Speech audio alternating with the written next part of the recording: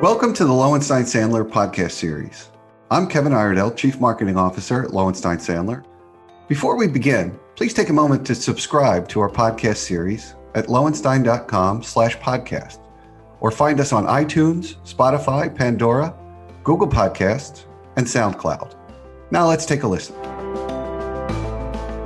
Welcome to our Just Compensation podcast. Today we'll be talking about navigating the nuances of the COBRA Subsidy under the American Rescue Plan Act. I'm Andrew Graw. I chair Lowenstein Sandler's Employee Benefits and Executive Compensation Practice Group. I'm joined by Megan Monson, Counsel in the practice group as well. With that, Megan, please take us away. Thanks, Andy. As you may be aware, on March 11th, President Biden signed into law the American Rescue Plan Act of 2021, or ARPA for short. This was signed into law as part of the new third COVID-19 stimulus relief bill.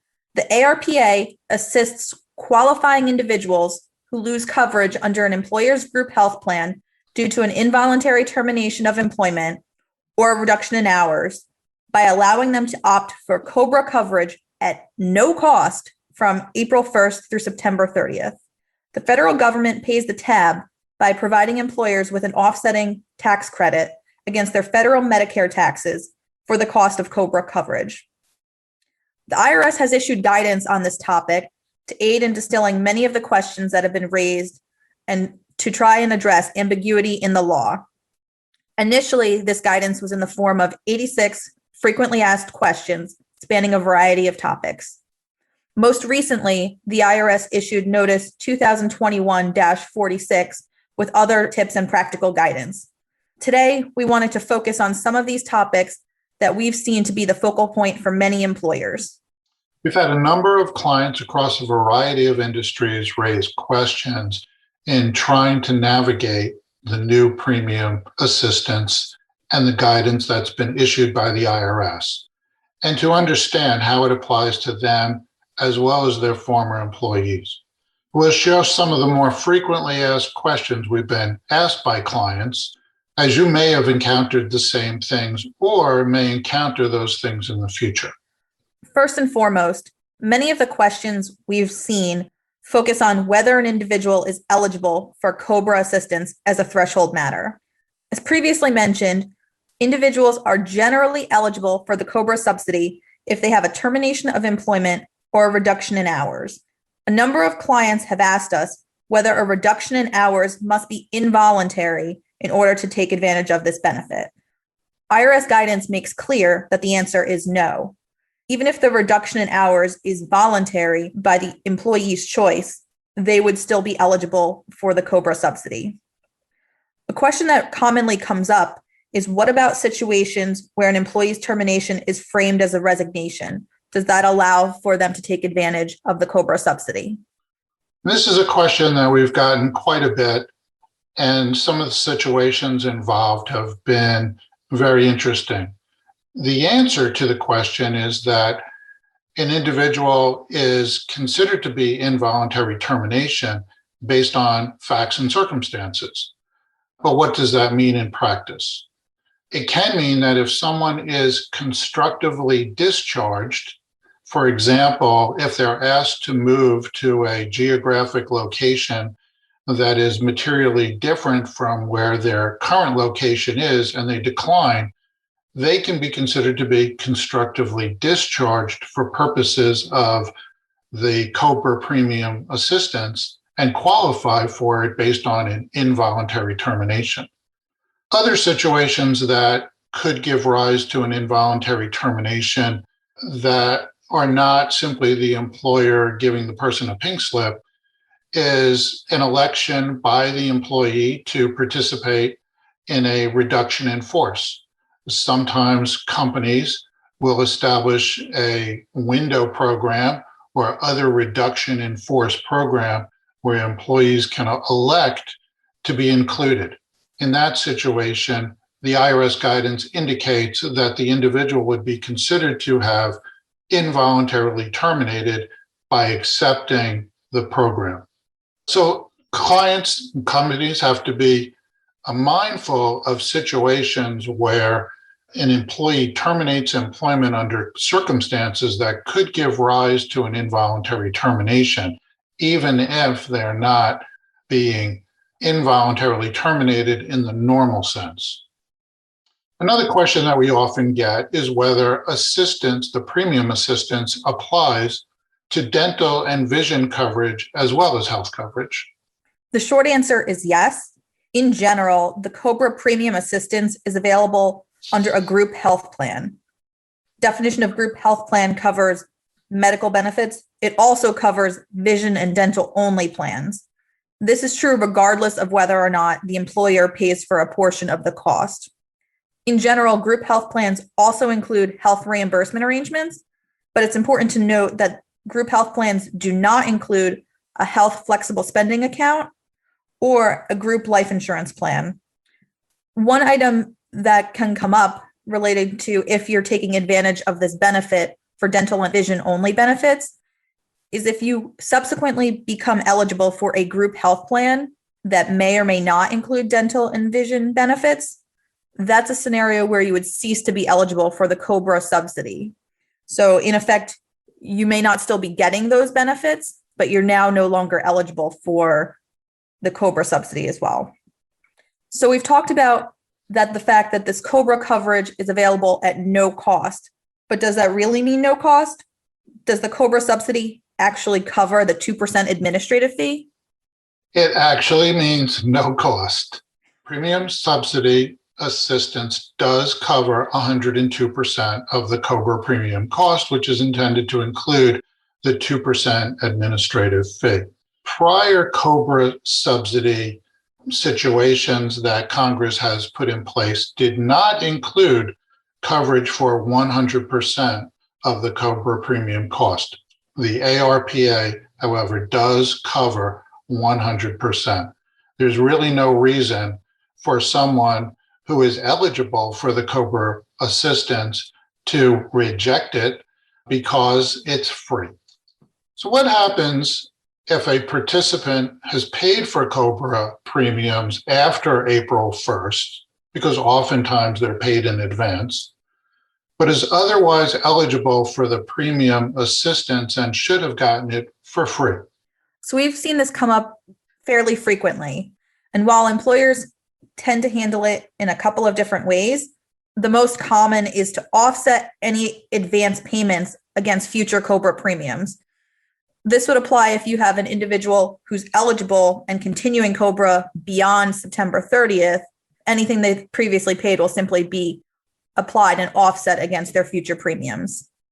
If, however, you have somebody who ceases COBRA coverage before the subsidy expires, or for whatever reason chooses no longer to have COBRA coverage beyond September 30th, you would simply issue them a refund with respect to any amounts that have already been paid. Obviously, that creates some more administration of the plan, which is why many employers tend to take the offset approach initially to the extent they can. I think it's worth mentioning, though, that if an individual wants to receive a refund of the COBRA premiums that they've paid, it appears that the company would be required to pay it to them rather than carry it forward to be applied to periods of time after the COBRA premium ends. Great point, Andy. So another question that's frequently come up is, does the COBRA subsidy actually extend the period of time that somebody's eligible for COBRA?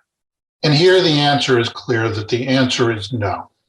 If someone has COBRA coverage for 18 months and accepts the COBRA premium subsidy for, say, 3 months, they don't extend their overall COBRA period for a period of 21 months. It remains at 18 months from the time of the qualifying event. Another question that we often get is how an employer can protect itself to be certain former employees are actually eligible for the assistance so that when the employer applies for the credit, it's not rejected or on subsequent audit won't be recovered by the IRS. So one thing that we've been recommending to clients, which is supported by IRS guidance, is requiring the individuals to self-certify or attest that they're actually eligible for this coverage and the benefit. Employers who are relying upon any sort of self-certification or attestation must keep a copy in their records to protect themselves in the event of an IRS audit or challenge down the road. Employers who are relying upon individual self-certification or attestations can also require this to be provided on a more frequent basis. So, for example, you can have employees and former employees provide this on a monthly basis to continue being certain that they're actually eligible for the coverage. Continuing on the topic of former employees, employers have asked, how far back do I have to go in order to determine who might be eligible for this benefit? And the answer is that employers have to go back and determine who is eligible for COBRA in any of the 18-month period going back prior to April 1st of 2021. All of those individuals, even if they declined COBRA coverage or stopped paying for COBRA, are eligible for the COBRA premium assistance. And that can be a daunting task to go back and review those records, but it must be done. Those employees, or former employees, I should say, have a right to the COBRA premium assistance, and the law requires that employees provide them with notice of the opportunity to elect the COBRA premium assistance. They don't need to go back and accept COBRA coverage for the period prior to April 1 in order to take advantage of the COBRA premium subsidy effective April 1. Which leads to another question that we've gotten from a number of clients. Does the participant have the option, or is he required to pay back premiums for COBRA coverage in order to get in for the April 1st subsidy? So since we've been covering the topic of former employees, another question that frequently comes up is, how far back do employers have to go in order to determine who may be eligible for this benefit? An employer has to go back and determine whether anyone who was eligible for COBRA during the period prior to April 1st is eligible for the premium assistance. That requires going back and looking at all COBRA terminations over the prior 18-month period, which can be a daunting task and in a review of all records. And hopefully for those companies that have third-party COBRA service firms assisting them, they will have those records. Which raises another question that we often get, which is whether or not a participant who was eligible for COBRA during the 18-month period prior to April 1 has the ability to elect the premium COBRA assistance without also electing COBRA for the period prior to April 1. Megan? So this is a scenario where the individual has a few options. The individual can either choose to pay back premiums, essentially back to the date that they were initially eligible for coverage, and then would subsequently have retroactive COBRA coverage through that point in time. They can also choose to have COBRA coverage retroactive to April 1st, because as Andy mentioned earlier, there's really no negative for them doing so if they're otherwise eligible because they're not paying any costs. Alternatively, they can elect on a go-forward basis to simply have COBRA election apply after the date they've made their election. Another interesting point to note is an individual who was eligible for but previously declined COBRA coverage prior to April 1st can also retroactively elect COBRA coverage prior to April 1st, provided that they pay for any COBRA premiums for that earlier point in time. So we've been focusing on who's eligible for coverage, when does coverage cease, but an important item that we haven't yet focused on is how do employers claim the premium assistance credit for this benefit that they're providing to employees? Right, and probably the most critical question for employers because they want to be paid by the federal government back for providing the COBRA premium assistance. So the way that employers claim the credit is on their quarterly Form 941. That's the employer's quarterly federal tax return for employment taxes. This can be a little bit more complicated than it may sound, and the IRS has provided a number of helpful examples in their frequently asked questions.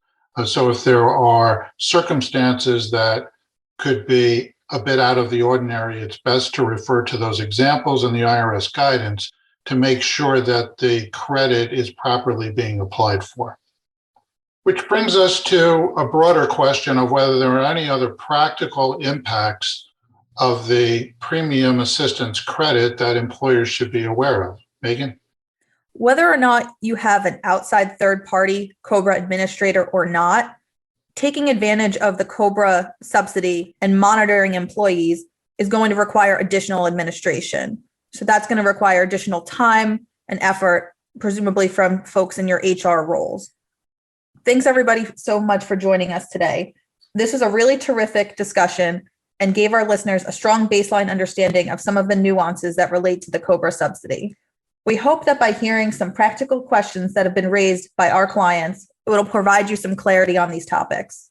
As mentioned, this is still an emerging area of the law, which we will continue to monitor and provide any new and updated guidance.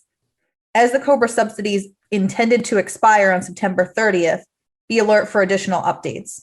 We appreciate you staying tuned in and hope you will join us for future podcasts. And if you have a subject that you would like us to address in future podcasts, please send us an email and we'll be happy to consider it. We look forward to being able to bring you future podcasts. Thanks so much. Thank you for listening to today's episode. Please subscribe to our podcast series at lowenstein.com/podcasts or find us on iTunes, Spotify, Pandora, Google Podcasts, and SoundCloud.